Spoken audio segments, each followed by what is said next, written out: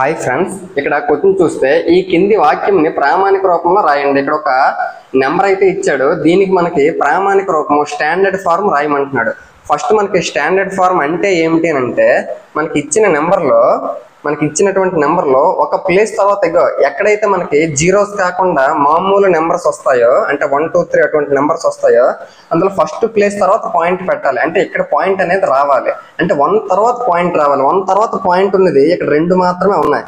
కాబట్టి ఇక్కడ చూస్తే 1 2 తర్వాత పాయింట్ ఉంది, ఇక్కడ కూడా 1 2 తర్వాత పాయింట్ ఉంది. అంటే పాయింట్ అనేది ఇక్కడ రావాలి కానీ ఇక్కడ రాకూడదు. అంటే ఆప్షన్ 2 కాదు, ఆప్షన్ 4 కూడా కాదు. మరి ఇక్కడ పాయింట్ వచ్చింది అనేది దాని అర్థం ఏంటి? నువ్వు ఒకటి గుర్తుపెట్టుకోవాలి. రైట్ సైడ్ నుంచి లెఫ్ట్ సైడ్ వెళ్తూ ఉంటే 10 పవర్ ఆఫ్ ప్లస్ వాల్యూ వస్తుంది. నువ్వు లెఫ్ట్ సైడ్ నుంచి రైట్ సైడ్ వస్తే 10 పవర్ ఆఫ్ మైనస్ వాల్యూ వస్తుంది.